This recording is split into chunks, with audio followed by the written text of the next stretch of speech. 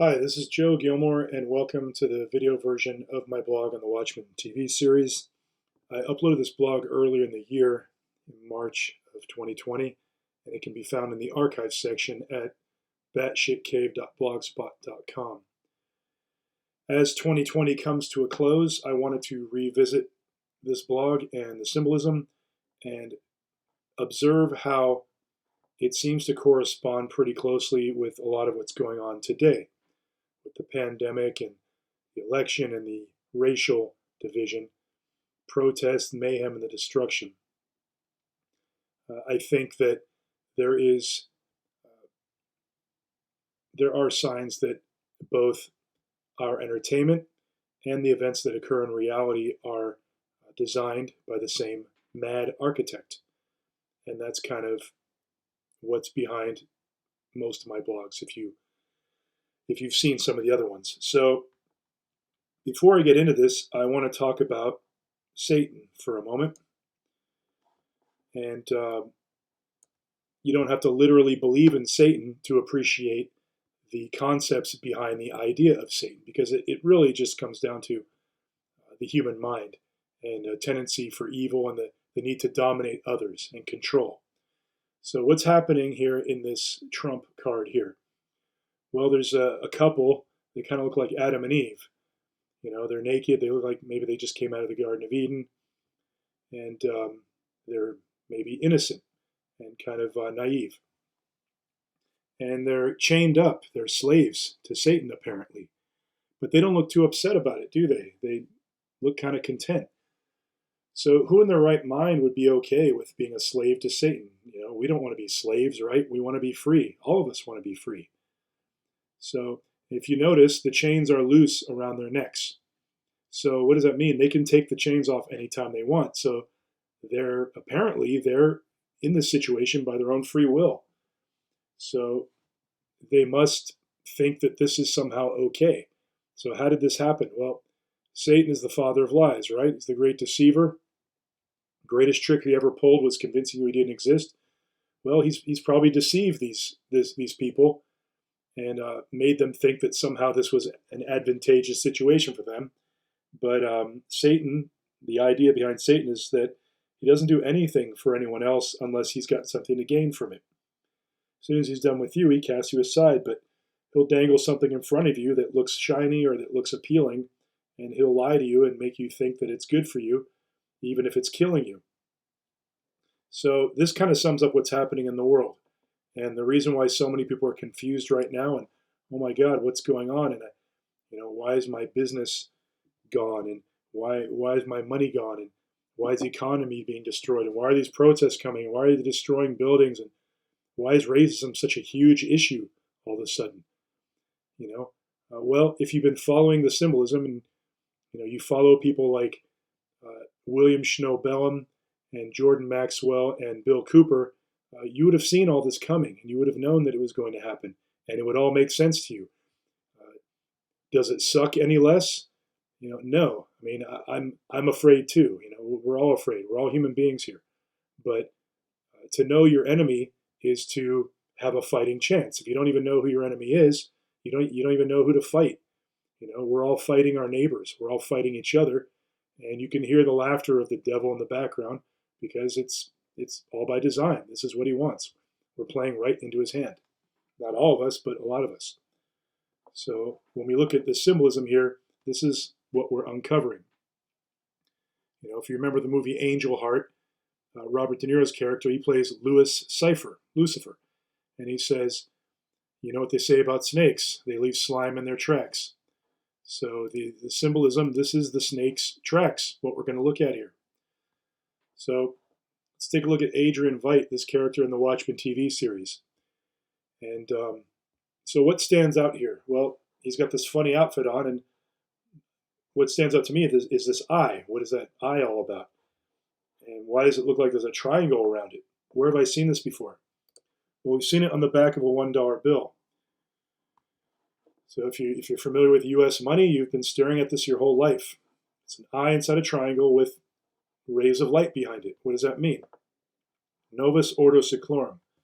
That's Latin for New World Order. What are they talking about, New World Order? These are the people that make the money. It must mean something important if they're putting it right on the money, right? What's more important than money? And yet, when people start talking about the Illuminati and secret societies and all this, oh, they're just crazy conspiracy theorists. It doesn't mean nothing. Well, there's a reason why all these entertainers are doing this little triangle sign and covering one eye, and they're all alluding to something. Tom Hanks' son, Chet Hanks, he's got this tattooed on his chest, really big. You know, what the hell's that all about? What is this Illuminati we keep hearing about? Well, if you go on Merriam-Webster's dictionary, Illuminism is in there. It's the belief in or claim to a personal enlightenment not accessible to humankind in general. Well, isn't that interesting that Adrian Veidt's character falls right in line with that definition? He thinks he worships his own intellect. He's a narcissist. He thinks that he can create a false flag event in New York on 11/2 and create a sonic event which destroys the whole town and kills millions of people because it staves off the soon-to-be erupting Cold War between Russia and the United States. So he believes that by creating a false flag event where people are killed, millions of people, that this is better than nuclear war where the whole world gets destroyed. So, this is how he justifies his decision. Basically, he worships his own intellect. And if you study Illuminism and Luciferianism, you find that Lucifer is the light bearer. And this is a metaphor for the human intellect. It's not the belief in God, it's the belief that the human intellect is the highest. And so they worship the light. They talk about the light. And we see on his outfit here, these lines. These are rays of light, as if from the sun.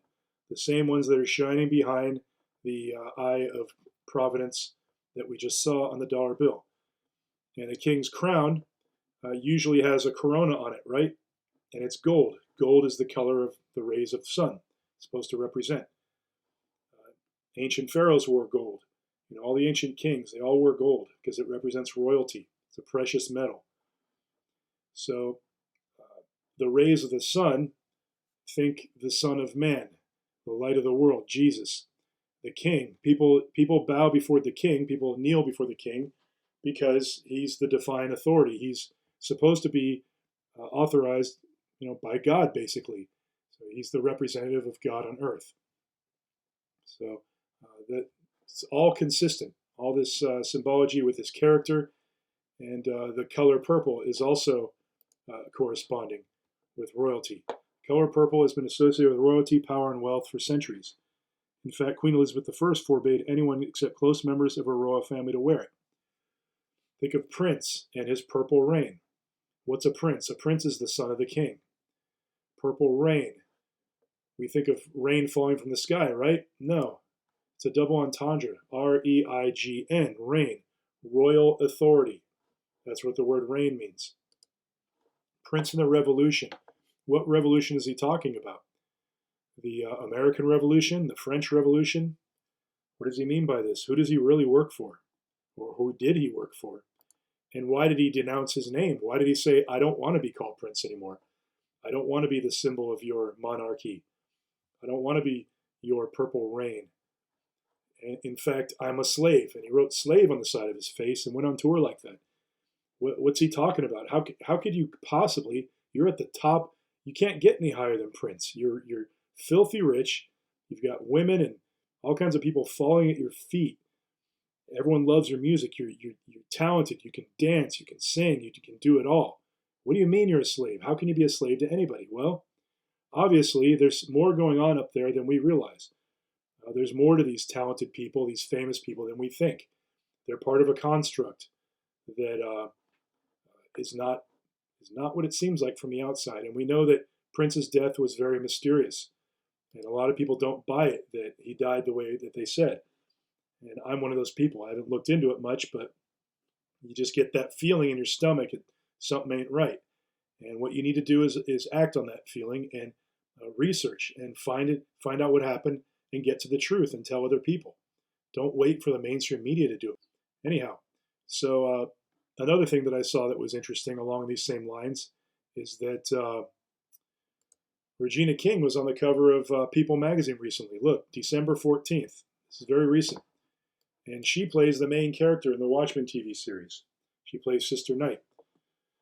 Regina King, I believe in speaking out.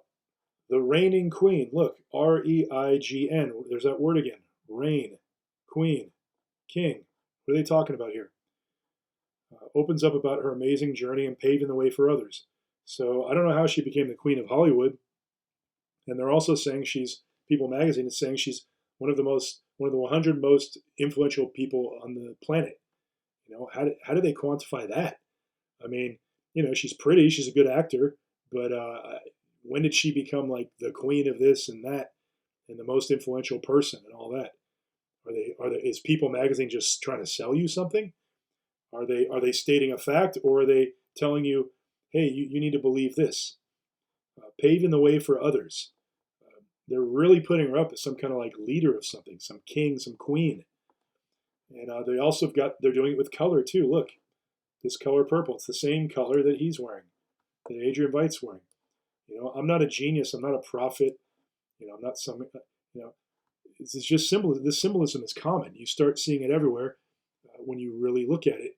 Not because you're crazy, but because it's genuinely there, and there are meanings to it, and they do make sense when you start paying attention. But you have to get over that hurdle. You have to, people are going to make fun of you. Maybe you got to keep it to yourself, but there's nothing wrong with being aware of your surroundings. If you don't want to be a slave to the great oppressor, and you want to recognize the people who are oppressing you and enslaving you, you have to be able to step back and look at the world objectively, and not let people making fun of you stop you from that. It's difficult living in the truth. It can be scary sometimes, but it can also be very empowering. So, purple, king, queen, 2020. 2020 is an election year. It's another interesting thing that we get echoes of this in the 2019 Watchmen TV series, as if they're preparing us to to respond to the election year in a very specific way. In fact, Adrian Veidt's false flag event occurs on 11/2, which sounds like a little bit of a play on the idea of 9/11, because it does occur in New York, right, in the 80s. But what happens on 11/3 of 2020? That's election day. So you think this is a coincidence that the story has this traumatic event happening on the day that is before the election? May not be an election year, but this show came out in 2019. That's when we were watching it. So we're watching the show at the end of 2019, near Christmas, and it's talking about a traumatic event where millions of people die on the day before election day, 11/2. So you think that's an accident? I don't think it is. I think it's absolutely on purpose. And these are the kind of details that all these, smarty pants, pseudo-academic people reviewing this show and saying how great it is, these are the little details that they just ignore, they don't see, they don't talk about, because they're looking at through this very left brain lens, or they're simply being paid on what to talk about and what not to, and to glorify it and to say it's great and has all these higher moral lessons to teach us if we only can decipher them through all of the brilliant storytelling style. So when Adrian Veidt gets on this ship here, he needs to go into a sort of hypersleep, and they spray him gold, and this is sort of a casing, kind of frozen Han Solo like. And let's just look at this for a minute. What do we see? It's a statue. It's a statue of Adrian Veidt. He's a narcissist. He's white, right? Because this is all about race. Because the Watchmen series begins with the reenactment of the Tulsa Race Massacre. So we got to look at everything through a racial lens, right? And all the white people in this show are all terrible. They're all despicable. And he's one of the worst ones. So we're looking at a statue. Think about that statue. What's happening in 2020? Everyone's tearing down statues, right? Kind of interesting. So let's move on and let's talk about Sister Night for a moment, played by Regina King, who we just looked at. Now, Sister Night, she's a cop. And why is she wearing a mask? Well, all the cops in this show wear masks to hide their identity. Why are they hiding their identity? Because of an event called the White Night, where a bunch of white supremacists who call themselves the 7th Cavalry attacked some police officers in their home. and found out who they were and went and attacked them. So they passed a measure where police need to keep their identities secret for their own protection. So they all wear masks. She's a police officer. She's black. What are the most divisive topics right now? Race, masks, and the police. Defund the police. You think that's an accident? You think that's a coincidence?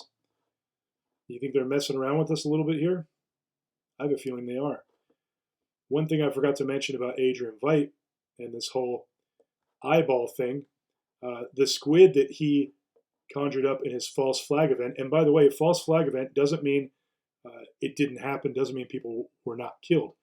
It means that the perpetrator and the reasoning behind the said event is secret or is otherwise, people are deceived as to the perpetrator. So if you remember, Cyclops is a racist group in this story. They're the precursor to the 7th Cavalry. Cyclops, they have one eye, right? The squid that he conjures has one eye. His costume has one eye. You think they're making an association between white supremacists and Adrian Veidt? If you're German and you say the word white, you say W with a V. So white becomes Veidt. Adrian Veidt. Adrian White. Some stuff to think about. So getting back to Sister Night. Now, where did she get her name?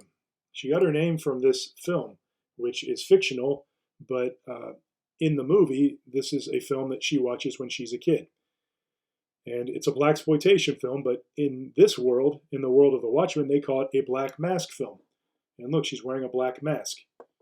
She's a black woman wearing a black mask that's painted on her black skin. Her outfit is black and white. It's a nun outfit. Sister. Think Sister Mary, Sister Martha. You get the point. We call nuns sister, right? But black women might affectionately call each other sista, right? So we're talking about a double entendre again. It means sister as in nun, but it also means sista as in black woman, black person. So they're talking about her skin color here, her ethnicity. Night. The night is dark. Her skin is dark. Again, they're talking about her race. So they're saying race, race, religion, femininity. What do we think of nuns? We generally view them as uptight and living miserable lives of solitude, don't we? We don't have a very positive opinion of nuns, a lot of us. At least when I was a kid, we made fun of them. We thought they were weird.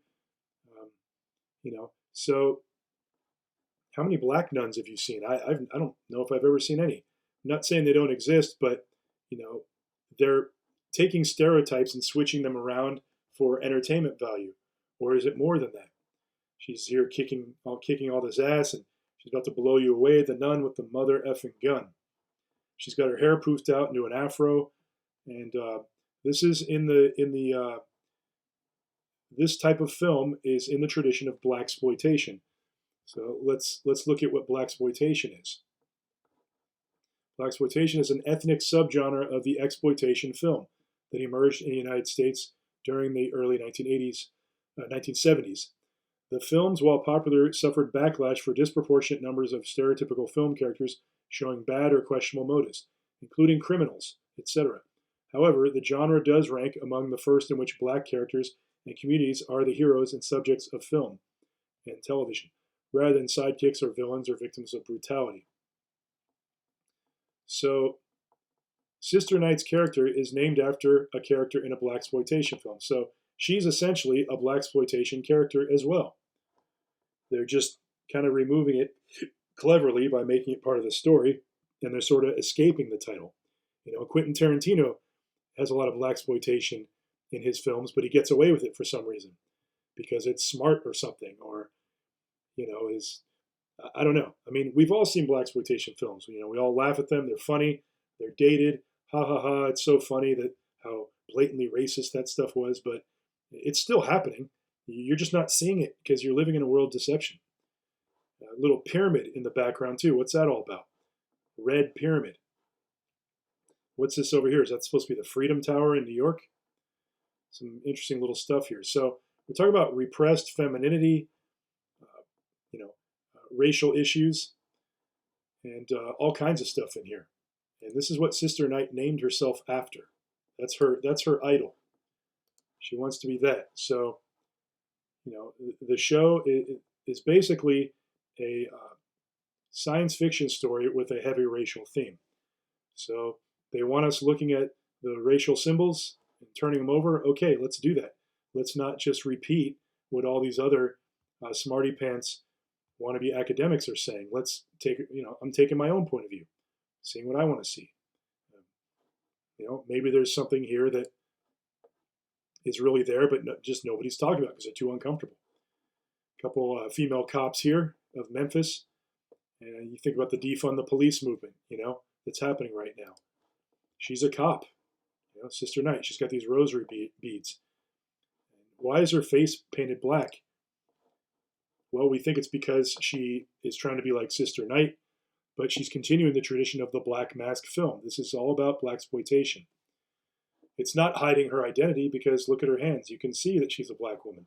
She's not hiding her race. What is a mask? Why do we wear masks? To be somebody else, to cover up our identity. A mask is a cheap imitation of who we are. So this show wants us identifying with stereotypes, with a false identity, with a mask. They want you to put on a mask. And I actually commented on this earlier this year when I was putting the blog together before the pandemic even hit, before we were wearing masks. I commented on the symbolism of this mask in the show and lining up to the polls and what mask are you going to wear when you line up to the poll. I made that comment not because I'm a prophet, not because I knew what was going to happen, but because I was reacting to what the show is showing us. And I knew that this all meant something. And, again, if you look at the symbolism in the right way, they usually tell you what they're about, what they're going to do. So, conjures up a little bit of the vibe of a, what do you call it, Orthodox Muslim woman attire. So a lot of themes of feminine oppression here. We as Americans have a stereotype that when we see a woman dressed up in a Muslim outfit like this, we see them as a symbol of oppression. That we imagine their men, sleeping around and beating them around and ordering them and telling them what to do. And so she's a very loaded symbol. And I'm not talking about her, Regina King as an actor. She's a great actor. I thought she played the role very well, but I'm talking about the role she's playing. I'm talking about the stereotypes that are being promoted. And it's kind of like a collage. There's so many things coming at you in this show. You can't sort it out, but it all goes to the back of your brain, and your brain sort of processing it, and it's sitting there and it's germinating and it's becoming something, and it's affecting your character, and you don't even know it. We don't exactly see nuns in a very positive light, do we? You type nun on Google, this comes up on the first page. This comes up right away. So don't we kind of have a backwards idea of nuns, what they are? You think Sister Night is supposed to represent the saintly side of the nun, or you think she's supposed to represent the the nun with the mother effing gun? I tend to think the latter. So Sister Night's name, her real identity, is Angela Abar. Now, if you Google this word Abar, a lot of interesting things come up, and really, really quickly on the first page. First page results. Abar, the first black Superman, the first black science fiction film. This is a blaxploitation film. And the first black Superman, what does that make you think of? Well, Angela Abar's grandfather, we find out, is Hooded Justice, the first black masked vigilante from the world of Watchmen. So it's an interesting parallel here with the first black Superman, first black hero, superhero, hooded hero in the Watchmen series. And what's also strange is the original Superman TV series, the black and white one, starred an actor named George Reeves. Well, what's Hooded Justice's name? What's his last name? Reeve. Will Reeves. And in the 80s, Superman was played by Christopher Reeve. And what happened to Christopher Reeve? He fell off a horse and he was paralyzed, and he spent the last years of his life tragically in a wheelchair, getting worse and worse. Well, who else is in a wheelchair? Louis Gossett Jr. He plays Will Reeve. Will Reeves, the Hooded Justice. This is him as an old man. He's in a wheelchair. And I think he gets out of it at one point, doesn't he? So this is all very weird, isn't it? And you think I'm just pulling this out of the air and I'm just getting lucky here? No, I'm just following the names. I'm just looking them up. That's all I'm doing. And you find these things, these correspondences. Look at what someone said about this film, Abar. We were talking about blaxploitation and all that. Well, look at this. This is someone on Rotten Tomatoes, just some person who saw it and decided to write about it. The movie is actually racist in that it makes every single white person racist against blacks, even when, not to give anything away, really bad things happen to the black family. There's not a single white person in the whole movie that pretty much wouldn't fit right at home with the KKK. Well, doesn't Watchmen kind of do the same thing? I mean, Adrian Veidt's a piece of crap. Don Johnson's character is a piece of crap. Senator Keene is a total racist piece of crap. I mean, all the white people are just terrible. They're all racist. What are they trying to say? Wade Tillman is a conspiracy theorist. He wears an actual tinfoil hat. So a lot of the blaxploitation films, they're not just presenting blacks in a negative way. They present everyone in a negative way. White people, Indian people, Chinese. You might hear, the words like Chinaman and cracker and, things like that. So blaxploitation films are just negative for everyone. And again, we've all seen them. I've seen them. I've laughed, but you get into the Watchmen TV series and we're talking about, guys in lab coats really dissecting the stereotypes and the blaxploitation. How can we up the ante here? How can we make this almost invisible so people don't see it? Oh, let's even go a step further and let's make a show that gets awards and even gets called the opposite of what it is. Oh, it's so great the way it gets the conversation going on racism and puts the magnifying glass on the Tulsa race riots and yada yada yada. Yeah, that's all great. But at the end of the day, this show it has no heart for equality or any of that. It's just trying to rile it up. It's just trying to make you pissed off about race. It's trying to make white people get more into their white supremacy. It's trying to get black people to put on their victim mask and play the victim. And it's just magnifying all the wrong things. So anyhow, Abar. Another thing that comes up that's interesting is Abar, according to Wikipedia, was a Nubian queen of the Kingdom of Kush, dated to the 25th dynasty of Egypt.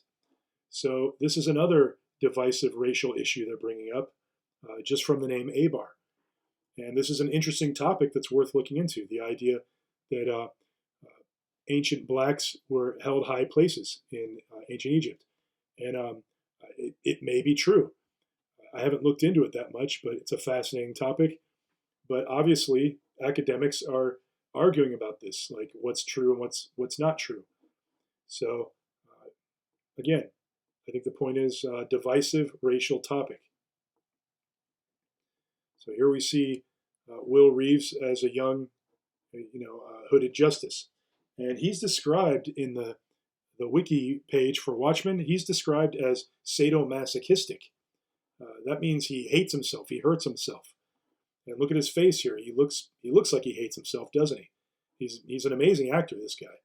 He does a really good job. It's heartbreaking, but it isn't good. This isn't good entertainment. He wears a noose around his neck and a hood. He was lynched with the hood and the noose. So he's commemorating what happened to him. He's walking around 24 hours, not 24 hours a day, but as Hooded Justice, he's showing you what happened to him. And, it's kind of like if you're Jewish and you survive the concentration camp and you have a picture of the gas chambers hanging around your neck. And then you're going and fighting crime in Germany for German Nazis. It's kind of the same equivalent. It's very heavy. It's this very heavy symbolism they're messing around with. And if they don't want, quote unquote conspiracy theorists like myself pointing this stuff out in a negative light, well, I'm sorry.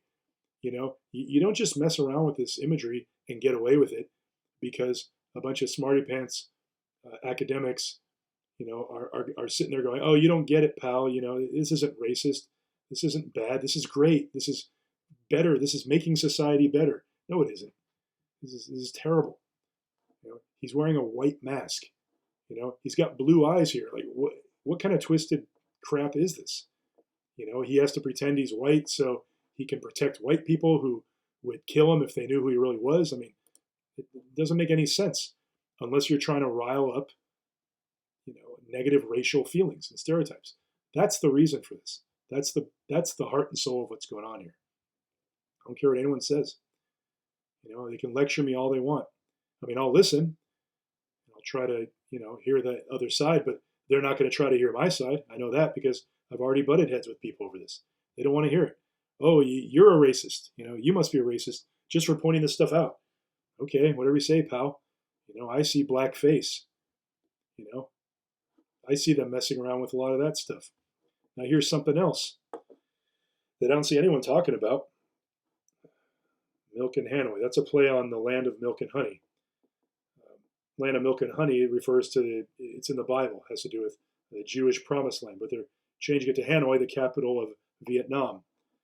Something I could go into that a little more, but I want to kind of keep this moving. So there's a lot of themes of black extremism in here, and look at this. This is Sister Angela Abar's bakery, and as you can see, it's a front. It's not real. It's a front for something. It's a front for her identity. But symbolically, what is a front? What is a storefront that isn't really what it seems to be? Usually, it's a laundering operation, right? Or a tax write-off, or sometimes even a cover for a terrorist organization. In an extreme case, well, this symbol here, look at it. It's a croissant and a star. Why does that look familiar? Well, back in the 60s and 70s and 80s through the 90s, there was this chain of bakeries, a very small chain of bakeries called Your Black Muslim Bakery. And I don't know why, I just thought of this when I saw that. And it was started by a man named Yusuf Bey in 1968, right around the time the Black Panther movement started. Relocated to Oakland in 71. And before going into the bakery business, or just when he was going into the bakery business, he discovered the teachings of Elijah Muhammad in the 60s. Bey converted to the Nation of Islam in 64 and founded the Islamic Bakery in Santa Barbara in 68. Now, there was a lot of controversy around this bakery, and I don't know how much of it is true or not, but we're talking about murder, and the police conducted a raid, and there was all kinds of issues going on there that you can look up. It's an interesting story. I need to look at it more myself. But anyhow, the Nation of Islam. Well, what's the Nation of Islam? Look at their symbol. It's a crescent and a star. What's that? That's a croissant and a star. And this is a bakery. You think this is an accident? It's a pretty weird coincidence if it is a coincidence and nothing more. So, Nation of Islam.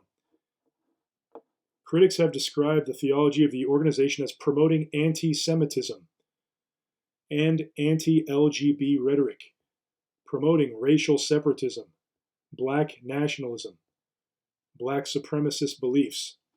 The Southern Poverty Law Center tracks Nation of Islam as a hate group, which it claims teaches the theology of innate black superiority over whites. What's this show about? It's about a bunch of whites trying to exert their superiority over blacks. In fact, what's this all about here? A black man, painted blue, kneeling in a white cage, and this scumbag, two-faced, racist politician who wants to run for president, it wants to suck all the essence out of him. I mean, what's that all about? You don't think that there's some weird racial, subtle, they're trying to stir up feelings of inferiority and victimhood, and just look at it. Is this positive entertainment? There's nothing, you can say it's brilliant in the sense that how diabolic it is, but it's all it does is make you think of the worst white supremacist shitbag you can think of, and the most saintly black man you can think of. That's what it makes you focus upon. It's totally I mean, I don't know. And then we have issues of black extremism. And I'm sorry, but yeah, there is such a thing as black extremism. And everything that the Nation of Islam is accused of by critics, what I just read to you, the anti-LGBT and the superiority over the other races, and well, isn't this exactly what the Black Lives Matter and Antifa movements are accusing all kinds of people of right now? Why are they injecting these themes of black militantism in this show? It's interesting. If you look at Sister Night, she kind of resembles one of these Antifa people with their black outfits and their militant way of carrying themselves. I don't think this is a coincidence. I think they're doing something weird with your head here. They're messing with your head. It's an election year, 2020. This show came out at the end of 2019. They're messing with your head. They're trying to influence what you're going to do, how you're going to vote, and how you're going to respond to the coming pandemic. So this is an ad that you saw a lot, Sister Night, against this really dark blue backdrop with what looks like maybe the moon when you see it on the horizon, and it has that creepy yellow color. And her head is striking midnight. Well, midnight, what is that? That's the middle of the night. That's when it's the most dark. What color is her skin? It's dark. They're emphasizing race again. It's the nighttime. It's dark. It's midnight. And look at her face. It's painted half blue and half red, and it's divided right down the middle of her face. Blue is the color of the Democratic Party. Red is the color of the Republican Party. What is the big division right now in 2020? The election. Democrats versus Republicans. Biden versus Trump. And they're trying to make it a race issue. They've been trying to do this for years. And it's going right down the middle of her face. So to me, this is saying that it's getting you to accept the idea that the election is all about race. And so this is why they're firing up your racial feelings, because they want it to be about race. Why? Why would they want to do that? Why would entertainment, why would a TV show want to do that? And speaking of the defund the police movement, kind of digressing a little bit here, but kind of related, and you'll see what I mean. Ice Cube wrote the lyrics to F the Police. And I know that there is a history of violence against blacks by police. And but it kind of blew up right after this. The song became popular, and we had that movie Straight Outta Compton come out not too long ago. And who looks really good in that movie, and who ends up looking like a sucker? I think you know the answer to that question. Who ends up looking like, a hero? Well, Ice Cube is one of them. And who's dead? Eazy-E's dead. He didn't really have much input on that film, did he? And incidentally, he ends up looking like a sucker, kind of like a loser in it, doesn't he? Do we think we get the whole story? A lot of these movies, when they come out at very opportune moments. Like when Facebook came out, we had that movie Social Network. These movies come out a lot of times to guide your thinking in a certain direction and to prevent you from thinking along certain lines. And what's interesting about Ice Cube is he also was see here. Okay, here we go. Ice Cube converted to Islam. Although denying membership in Nation of Islam, whose ideology often rebukes whites and especially Jews, he readily adopted its ideology of black nationalism, familiar to the rap community. Still, he has claimed to heed his own conscience. Goes on to say that he was accused of having a long and disturbing history of anti-Semitism. This traces to his 1991 song No Vaseline, which calls NWA's members slurs of blacks and calls calls NWA's manager Jerry Heller a white man, white boy, Jew, devil, white Jew, and cracker. In 2015, Ice Cube expressed regret, including the word Jew, as the attacks are on Heller, not the whole Jewish race. Well, that's interesting. He regretted using the word Jew, but not white Jew, not white boy, not cracker. That's okay.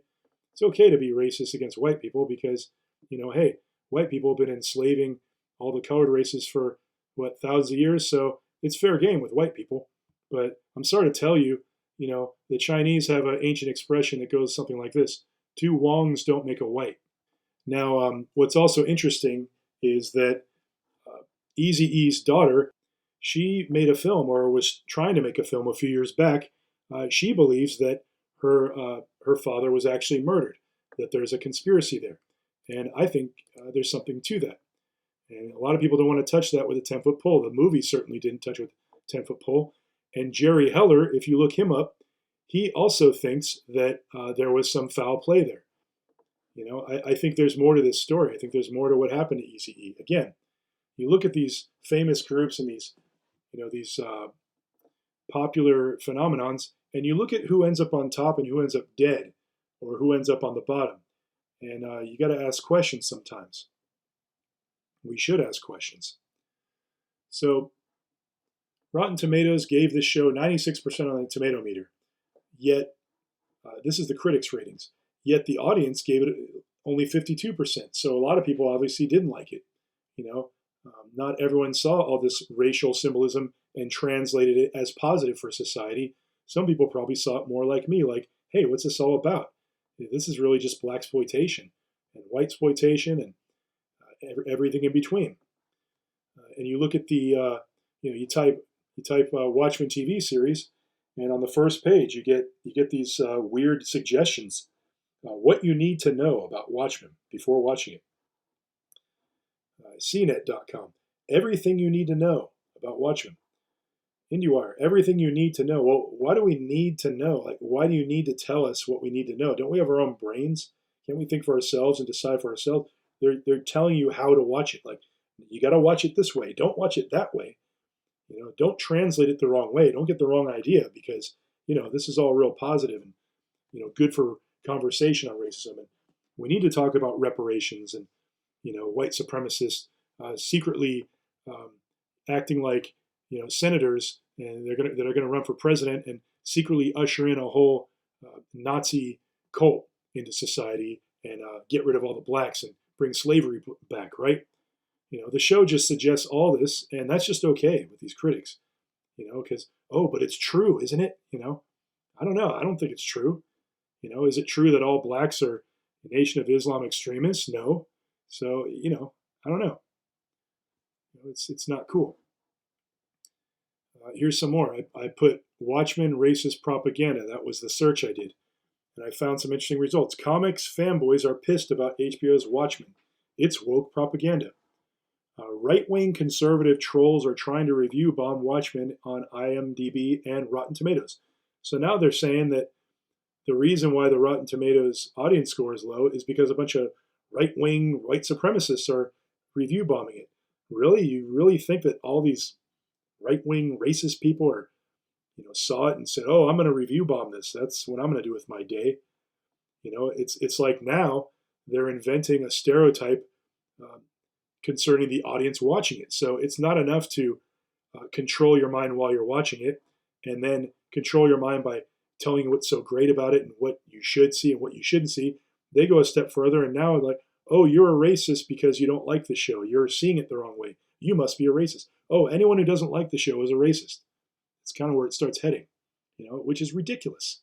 You mess around with racial themes and heavy-handed, and you're going to have different opinions. It's okay to sit back and consider it. It doesn't mean you're a racist if you, consider this might be that or that might be this. We got to keep our knee from jerking, and if we really want equality and we really want to have a conversation, we got to put our fists in our pockets and have a conversation instead of just throwing our fists, the drop of a hat. Oh, you're a racist, ding, ding, ding, like a wind-up toy, And what's interesting is this show talks about entertainment that incites racial violence. Look at this.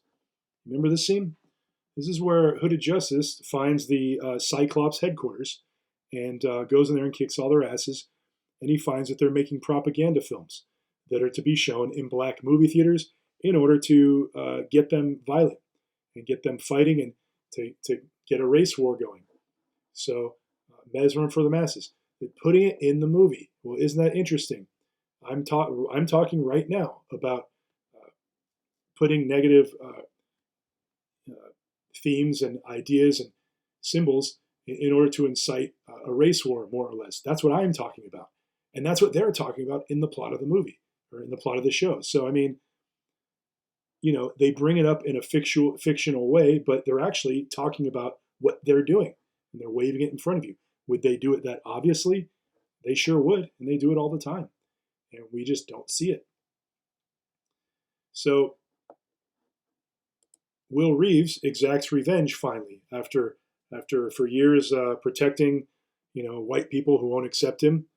He finally decides, I'm going to get my revenge. And now if you remember, this episode begins with a warning that, oh, you might get seizures because of the flashing lights on the series. He uses mesmerism to get Don Johnson to lynch himself. Now think about that symbolism for a moment. Getting revenge on the white man that's been oppressing you. He's supposed to be basically he's a cop who pretends to be a good guy, pretends to be nice and friends with Angela Abar, and there's even subtle hints that they're having a romantic relationship. But he ends up being part of the white supremacist group, 7th Cavalry. So he's a two-faced cop. And again, another white man, major character. He doesn't show up a lot. He shows up more in flashback scenes. But what are they saying about white people? What are they trying to suggest about white people? That all cops are two-faced, racist, trying to start a race war? And look at his face here. He's like, he's getting into it. He's like, yeah, I'm getting back at the white man. I mean, what kind of message are they sending out there? Are they trying to talk to the black extremists out there and say, hey, you need to get revenge because the white man's been real bad to you. Look what he's done to you all these years. Yeah, and it's still going on today. Look at that guy. He just died the other day. Some cop just beat him down for no reason. Go get him. That's what they're saying. I'm sorry to tell you. I'm sorry to break your bubble that these aren't false flag events. The George Floyd thing, it's terrible. Okay, I've seen the footage, and I've seen the medical examiner's report.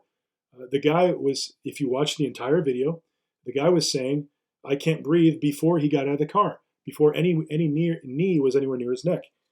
And the medical examiner reported that he had a lethal dose of fentanyl in his body. So he was overdosing on drugs. So I'm not saying that wasn't a terrible event, or that cop could have been horribly racist.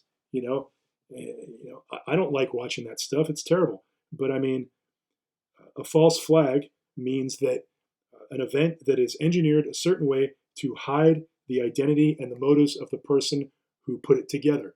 So what I'm saying is, we might, all these people marching, George Floyd and all that stuff, I think they're being deceived intentionally to start a race war.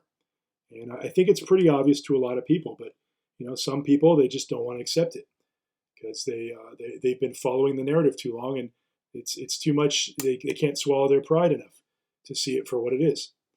So anyway, there's some other stuff here about Freemasonry, which I think is pretty valid.